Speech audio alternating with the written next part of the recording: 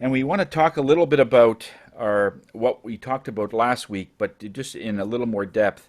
We talked about spiritual gifts last week, and it was the this is a gift that we have at birth, and there's three main ones. There's a fourth one afterwards, but there's three main ones. And last week we talked about our ability to connect to home base or to connect to heaven at any time. So it just takes a little bit of practice to do it, and it's one of those things that it's a great way to check in that way. But another amazing gift that we have is our second one, is our ability to connect to the earth. Now, all of us have heard all the benefits of earthing. You can Google this. It's all over YouTube. It's our ability to be able to connect to the ground, whether we're gardeners, whether we are walking on the grass with our bare feet, all of those things. But today we're going to be looking at the wider scope of all that. We're not going to be talking about the earth part of it, because that's only one segment out of another five that the earth is involved in. The earth is also involved with plants and trees, and they are a different element because those have a different they have a different perspective, in the sense that trees, plants, and everything, they are so interlinked. And this is one of the great qualities about plants, because if you look at the way plants grow, especially trees are a great example in a forest. If you look underneath the soil, you'll see that the entire forest is basically one large root. One tree will detect that another tree is not well, or is dying, or there's various things going on with that tree. And other trees will catch wind of it or catch sense of it and start weaving their roots so that they feed that tree for quite a long time. Many trees that are even hundreds of years old and have long died are mummified, in the sense that other trees are connecting to it to keep it in its present condition. Otherwise, it'll just wither away and die. This is, some of the questions that I've heard people ask. Well, there are some trees that are literally hundreds of years old and they're dead, but they're still, like, they haven't rotted away. And this is the reason, because somehow the other trees have connected to it. And so that interlink is an incredible facet of what plants will do. They sense things, and they're always there to help in any way that they can. Another way is animals. Now, when we connect to animals, because they are all part of this earth, as trees and everything else are, as animals are on this earth, they have an interesting gift on their own. And part of their incredible attribute is they have instinct. This natural sense that there's danger, or that it is now time to fly south, or it is now time to gather nuts, or now time to store nuts, or it's now time to whatever it is. There is a sense of instinct, or of the overall order in which everything goes. When we connect to animals in that way, we get a sense that, okay, what is it that we are feeling we need to do? But the thing is, animals, they don't say, well, that's not something that I will want to do. They get the insight, or they get the signal to go, and they just go. They just do it. There is no thought process there. Well, what if I look ridiculous in front of the other plants? That, they wouldn't do that. But humans do that all the time. They decide not to do something because of how other people will think, act, or say about them. Plants don't care. They just do it. Animals don't care. They'll just do it. So when we connect to the various items on this earth, we get a sense of where we stand in all of that. Now, of course, we are a mammal. We are part of the animal kingdom, right? However, we can, in our logical way, connect to these things, or we cannot. We are the only mammal on this earth that can discount insight or natural ability or instinct. We could absolutely get the feeling not to walk down that alleyway. I know it's probably shorter to get home than going all the way around the block, but there's sort of a nice shortcut. And then we've taken this alleyway many times with no problem. But this particular day, we're getting not to go down there. It's just, you just get this funny instinct feeling. Those that follow that, he says, you know what, I'm going to go around today. I don't know why.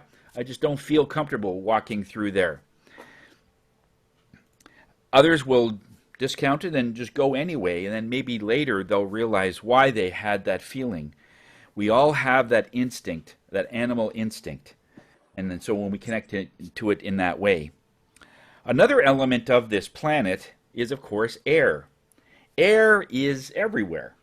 And I know that's a sort of an ambiguous and a sort of a silly way to say it, but it is. I mean, what is the difference between the air in your living room compared to the air in your kitchen? Is it the same? What is the difference between the air in Canada as compared to Africa or as compared to China? Now, we're not talking air quality because the essence of air is the same all over. There's just other elements in it that is mixed in there, but the essence of oxygen or air is pretty much the same. It is the same. So when we also know that a part of the air, it is mixed in with the one big thing that's on this planet, and that's water. All the water is a conductor. You could literally, now if you had two very sensitive people, you could have one person dip their feet in California in the ocean, and somebody, let's say in India, would do the same, and they would be able to communicate because water is a conductor. We know that from electricity. We don't mix electricity and water because it conducts. And it's just, and your power is just a little different, but it's still electricity. It is still a means of connection.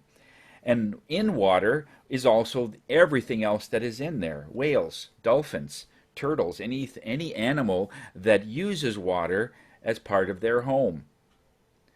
So the earth has many different facets. And when we include the water in with the air, and even though air, and this is why distance healing works, because when we make the intention that we want to send some healing energy to a person in hospital in your same city, or you want to send some good wishes to someone to another continent, some people will say, how do you do that? And I says, well, how do you not do it? In other words, it is a natural process. Because one thing about science is always looking for logistic ways to explain things. And one thing about quantum physics we know is that there is no separation between me and wherever you are. There's no separation between all of the elements of the earth, the rock, the water, the air, everything. We are all the same. We are all in this. Now, from what we can see, our physical bodies, yes, we see that there's a massive distance between us. But from a energetic and from a science level, there is no difference in there. I read a book. I didn't read the whole book because I only had the book for a very short time, and it was called The Stroke of Genius. And it was about a lady that one morning, and she was a scientist, and one morning she's making breakfast and doing her thing, and she's just about to leave and cleaning up some things around the kitchen, and all of a sudden she feels a really weird feeling in her left side, and it all goes numb. And then she's looking down at her right hand, and it was a hand, but the left hand, it looked like, she said, it looked like it was branches, and it was connected to the counter, and it was connected to the floor. She says, what is it? I'm going through a hallucination. Well, as it turned out, when the paramedics got there, she had gone through a stroke. And what happened is the right side, or sort of, the left side of her body shut down. So the right side, the conceptual, the artistic side of her brain was in full vigor, okay? And so that saw all these things, and the logical side was shut down. So what she saw when the hands, so when she tried to call 911, she couldn't even see the phone. There was these strange symbols on it, as she said, and there was no real buttons. It was all it was all linked. And she says my feet was connected to the ground outside, and for that moment, I just felt I was connected to everything. And it was a very, very hard thing for her to explain. But the people that understand energy, like myself and others, and many, many people that understand energy to a point, it makes perfect sense. Because as soon as we shut down our logical side, our logistical side, our where things have to be, in a certain order, then that's what makes it give us that limitation of two bodies, and they don't understand the distance part of it, the distance healing or sending of energy and so on. But in that, I more understood that science was able to then explain in layman's terms what it is to be connected to everything. Spiritual people have known this for a long time in terms of energetic people, the people that are always either channeling energy, and especially if you take an artist, if you take a violinist or a piano player, and they just sit down and they just connect to whatever energies they are, and it goes from that energy, and it doesn't even go through the brain, it goes from that energy to their hands. And as they're playing, they're just bewildered because it's that straight connection and the mind is not involved. When the mind is not involved, amazing things happen. That's why you hear a lot of times, oh, don't get your mind in the way. You're always in the way. And so people are sometimes confused about that term. But it isn't something that you're doing consciously right now. It is something that you've been conditioned to do, and your brain just keeps doing it. But to get their brain to step back, in the case of a stroke, or if you're just so exhausted that, oh, I can't take another client and it's late at night, and now you go into a meditative state, and it's really big because you're so exhausted the mind doesn't want to be involved, however that works. For me, it's driving. If I'm driving and my mind is focused on the driving, and it is safe, and I see all the stop signs and the lights and everything, but there's a part of me that's somewhere else, and it's not the part that's driving the car. The mind is in full safety, and that's what I always told Spirit. If you're ever going to send me anything, make sure that whatever I'm doing it safe. I don't want to hurt anybody. And so they've done that. So in doing that, being able to just focus on what it is that you want to do and nothing more, don't look at the limitations, just focus on it. When we connect to the earth, we see miracles everywhere. Somebody once said that a flower in a field, the beauty of that flower is not there for you. You might be walking on the trail, and you'll see it. Oh man, is that ever a beautiful flower? The flower is beautiful whether you saw it there or not. It didn't say, oh, he's coming or she's coming, we have to doll ourselves up. It isn't like that. They're beautiful whether you're there or not. But how many times do we say, well, we have to do something, we have to have another face, or we have to change into something else other than ourselves. Just be yourself. So when we connect to the earth, there's many, many underlying themes and lessons that we see in nature all the time, that if we start applying that to our life in many ways, like the instinct that animals have, the interweaving links that plants have, and if you connect to turtles and anything in the sea, there's always a sense of order. When there's too much of something, that's when other predators will take care of those to even out the score.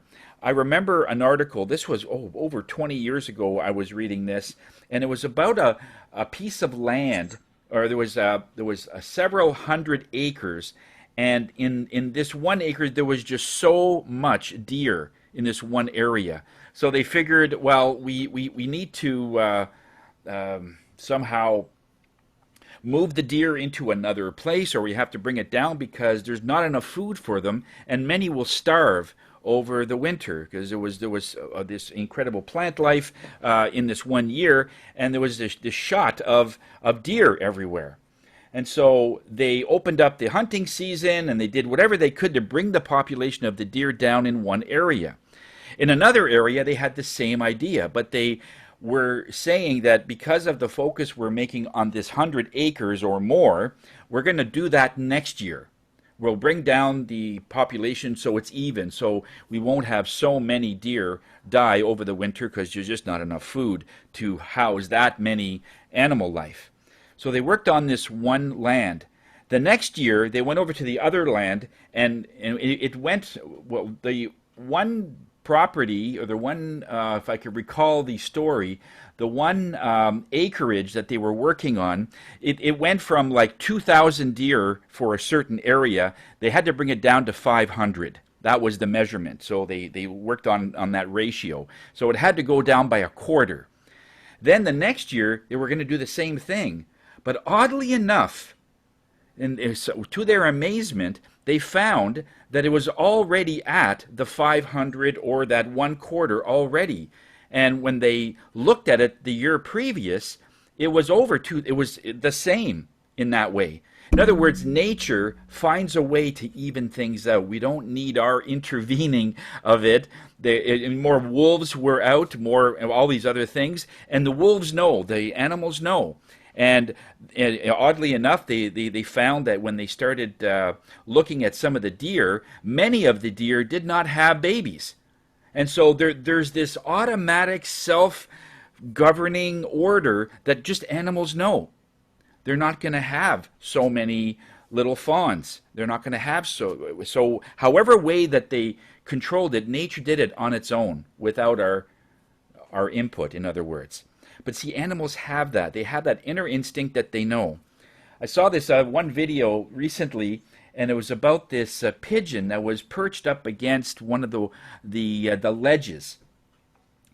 And the pigeon has been there for quite some time, and everyone knew in the area that for some reason the pigeon was blind. Somehow it lost its eyesight, and it was just sitting there.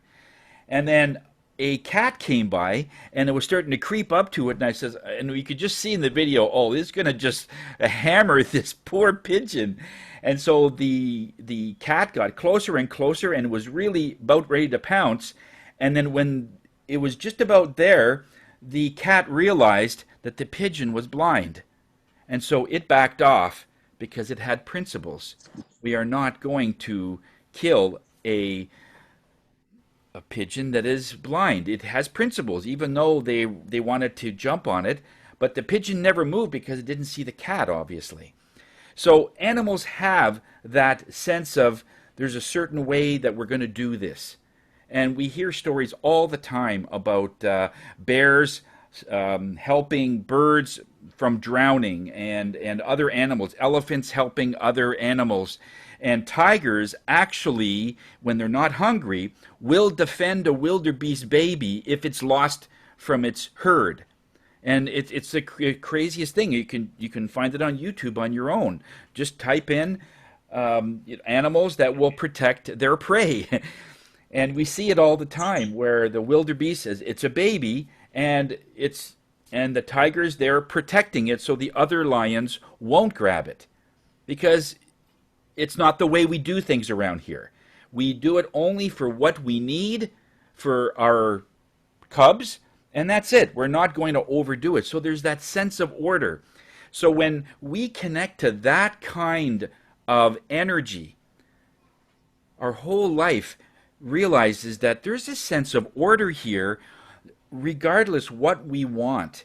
If you want something bad enough, and especially in the art of feng shui, when you want something bad enough and you apply the sense of nature, and you apply the sense of things that are just the way they are for millions of years, you will be successful naturally.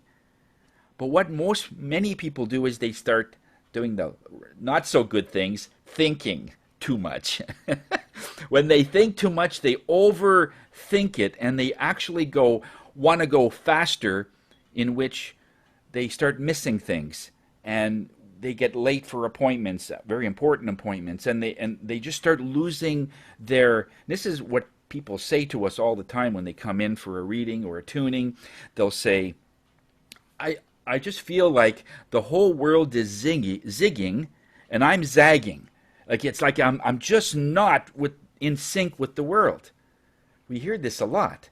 And this is partially the reason, because we're looking at our business, at our family life, and we want to sort of push it through. Let's just get this through. Let's just get that sale, get more clients, and we're just pushing it through rather than just have clients find you.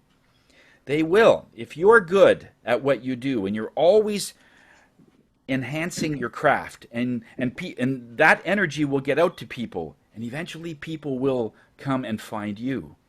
It always makes me laugh when people say, "Oh, I was on the internet and Tony, I found your website."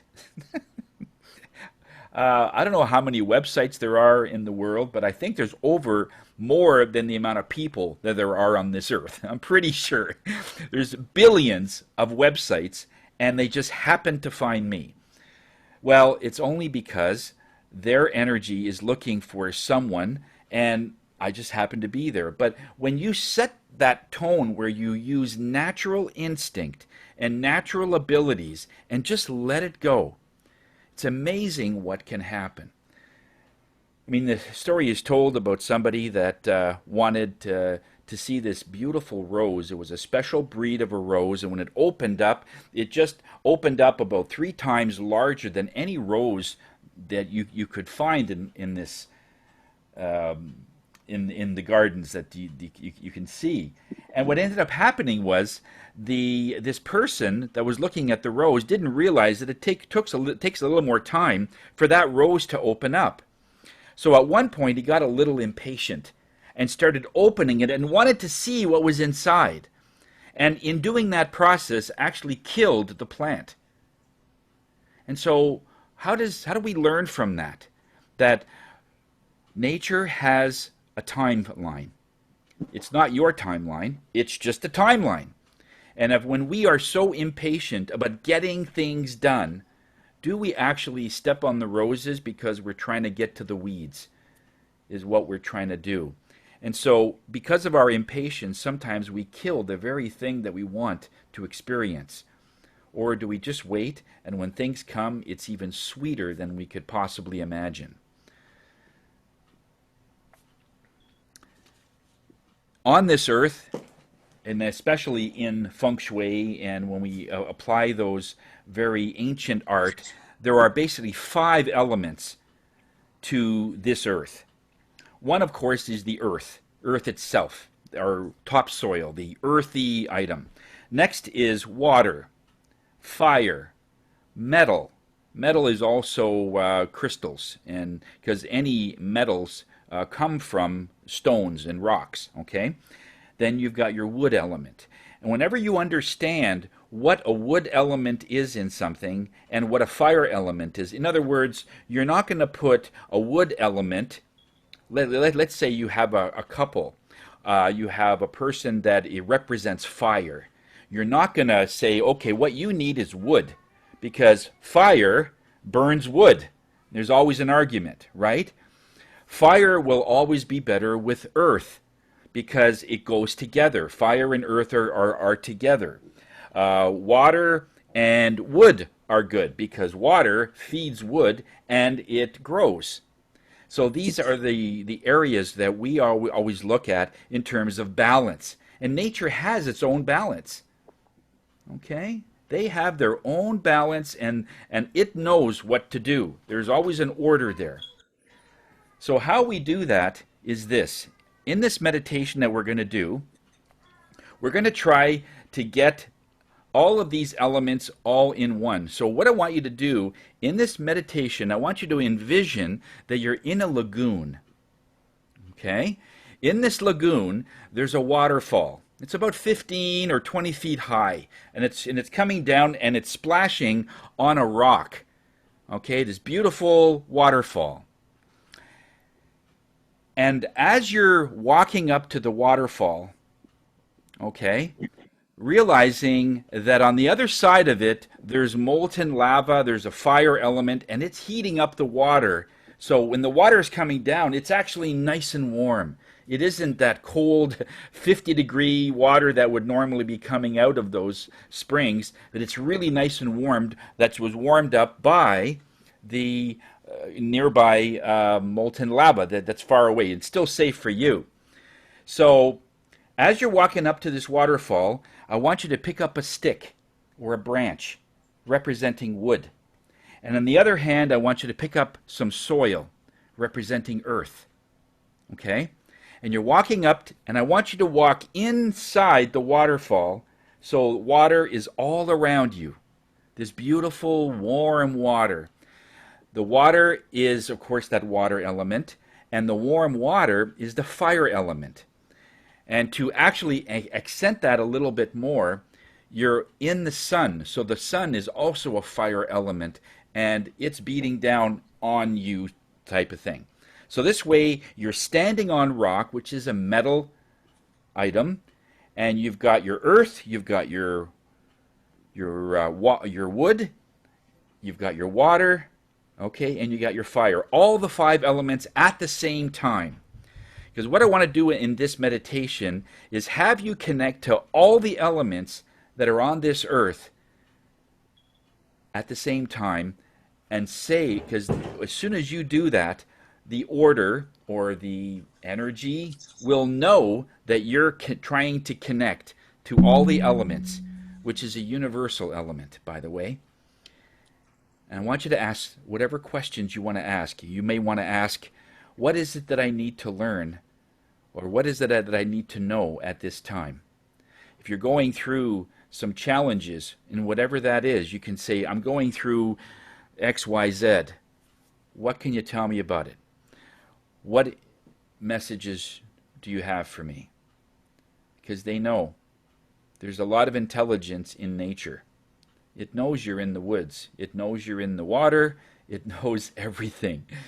It's not a secret that when you walk into the woods, 10 miles away, a moose knows you're on its property. It just knows. It hears the thumping on the earth because it's so sensitive. It knows someone 10 miles away is now on its property. Bears know that same thing. But they also know it's a human. So they realize that, okay, you're not here to take over. You're just here for a short time, and they'll leave you alone most times, right? So they'll leave you alone. But the sensitivity is there. So when you connect that way, you're connecting to animals and plants. You're connecting to the soil, the water, and everything in the water and the air, all of that. And so let's see how powerful this will be for you when we connect everything all at the same time. Okay? Okay. We chose the color today of neutral or white or clear because we want this to be a reading for you that is absolutely as pure as we can send it. That's what Spirit wanted this to happen to you. Wherever you are, whatever hardship you're going through, you have an immense power that you have all the time. And Spirit just wants you to know that this was there at birth, and we're just either activating it or reactivating it for you today. So I want you to take a nice deep breath. Breathe in the color beige or something neutral, like an earth tone, something very, very neutral, and breathe out clear, like there's no color. And the only thing, I just want you to focus on your breathing, okay? Just get comfortable. We're going to play the Aboriginal drums, because that is a very, very tribal sound. It's really amazing when we talk about the earth in some way, and that captures that. So let's do that, and we'll see you in about 17 minutes. Okay? Get settled. Take a nice deep breath, and let's see if we can find you some more answers.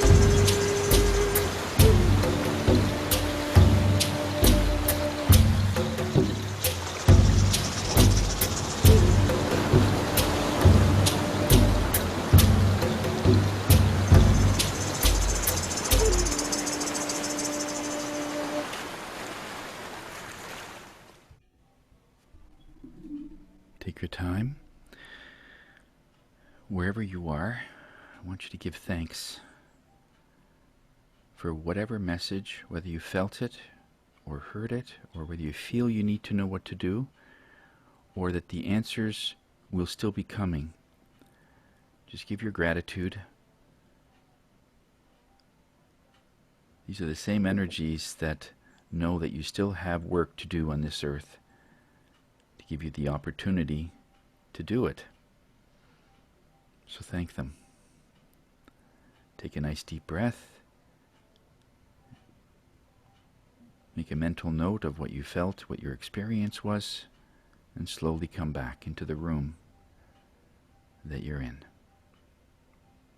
And you know, one of the hardest points, and I totally respect this, if you're going through such a very stressful time in your life, things are going on and you're just wondering, you're being sort of pulled from all directions, to be able to just focus in at what your natural powers or natural abilities are sometimes seems a little daunting. But once you start doing it and it's practice, and whenever you feel like you're just out of sorts, you go into that space again to connect. And this earth connection is so powerful. If you are hiking somewhere, one of the things that I really love to do is at one point there will be a little opportunity where I can take my shoes off and put my feet in the stream. And it's cold as heck. But I connect to that just to say, okay, I'm here, and is there anything I need to do? And sometimes I'll get, because I have a path, sometimes I'll plan, and they'll say, no, take the other one. And I says, really? I don't even know what's down there, because I've been through a few paths and I know where it's going. And sometimes when it says to take a different route, I'll say, okay. And you get again a different experience. It's something different at that time. But being able to just get something, put your hand on a tree, you're connecting to something. But each one of these elements of nature has an attribute. The trees with the linking together, meaning that if something's going on with you, you got to start talking, rally people together. You can't do this on your own. If you look at the trees that get uprooted, in other words, the storm is so big, it actually uproots the whole tree, it's usually by itself. Very few trees that are in the forest will uproot. Now, they'll lose a top, as I've seen that. I've seen a whole forest, like half of it, the tops are gone, but none of them was uprooted because the roots are so strong and they're together. It's like locking hands with 1,000 people. It's hard to move that, right? If you connect to the water, connect to fish, what are their attributes? Because water is a conductor, there are things that you're going to feel on that. There's certain things you're going to feel with earth. One time when I'm not sure if I mentioned this in one of the classes, but when I was in Hawaii a number of years ago, snorkeling, I saw a turtle. And this was just when I was just getting into energy work, so I really didn't know, as much, had as much training as I had now. But then I knew enough to say, "Turtle, what do you have for me? Somehow I am here, you're here. This was planned. What do you have for me?" And I was there for 20 minutes and downloaded so much information, things that the humans are doing, things that mankind is doing, and the fact that this turtle, he says, I'll still be here. You might not be. Stuff like that. It just it's sort of daunting that this turtle would be able to know that or be able to communicate to me that way. Again, this was at the very beginning, so it is not a difficult skill. You just do it and just have your antennas up. Just make it so that you're connecting and you're hearing, feeling. What is it? Most people will say, well, that's just my brain talking. Well, whether that is or not, because the thing is, your brain is always in 911 mode. If you're really stressed all the time, your brain is always looking for the heavier thing in life. So it's not your brain when it's starting to give you insight. It isn't. Not the way the brain works. The brain is constantly working to keep you alive, and it's always, but it's your instinct and your feeling that says, no, this is safe. We're going to go down here. Even though your brain will have no clue. I just feel over here is the way to go. It always works out. My grandmother was like that. No, no, it'll be fine. I know the horse got bit by the wolf, but it'll be fine. And there's a big infection in the back of the horse. I saw, and when I was visiting my grandmother in Hungary years ago, she said, "No, it'll be fine." And the next morning, it got better and better, and he just went away. But how do you know? Because you just figure, okay, if they lose their horse, they won't be able to use the plow because they still from the old school. They had the horses do the plow, and it was just this calm persona that everything's going to be okay, And I just thought that was a grandmother thing, but it was obviously she's connected to something that is not as worried and not as knee-jerk reaction to life. There are things we need to address, yes, but there are also things that we don't have to be so responsive that sometimes when we wait long enough, the problem just takes care of itself. And the other thing is that if you didn't get anything right now, the other thing that I'm also looking at is sometimes it's a delayed reaction. You might get something in your sleep overnight, or maybe while you're ironing tonight or tomorrow, or driving, or and something just pops into your head based on the question that you asked. So sometimes there's a delayed reaction, but if you got something, that is good. It means you're tapping into your natural ability. You were just sort of trying to relearn that because civilization has sort of taught us out of those natural things, that we knew as kids, and all of that. Again, we're trying to give you more techniques, more different ways to say the same thing or attract something different based on the things that are going on in your life. So this way, when something happens in your life, you're not going to say, "Oh, wow, now what do we do?" It says, "Okay, hang on, I got a process. Now, which one should I use?" It should be your question, because whichever one that really resonates with you, if you like the Aboriginal one or the Ho'oponopono or the other ones that we've tried in this class, whichever it is, it's a tool, and that's all it is. When somebody said to me one time, how is it that you know all that you know? I said, I don't know anything. I know zero. I'm going by dictation. But there are energies I know that has a stream of energy. It's just like when Steve Jobs was told, how is it that you know everything you know? He says, well, I hire people that are way smarter than me. Takes the ego out of there, and because I just want to run the business. They'll do all the nitty-gritty stuff, but they're way smarter than me. And so what is larger than you, more connected than you? And if it's something that you're connecting to during this class, that's the same energy that keeps following you.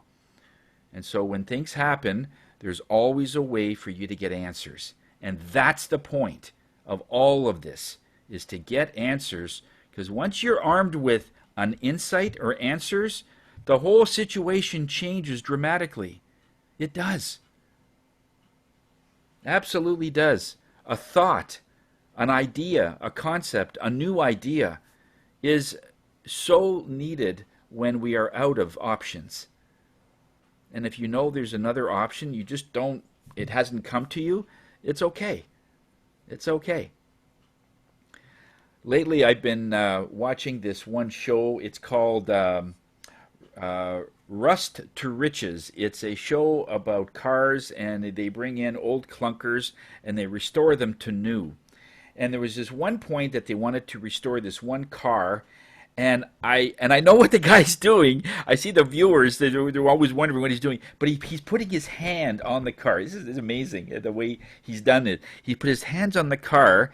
And he said, okay, I know what I want to do with this car. We're going to make the tires bigger. We're going to do this and put the bigger motor in and all this. I'm not sure what we're going to do at the back yet. I haven't yet got that information. But this is what we're going to basically do.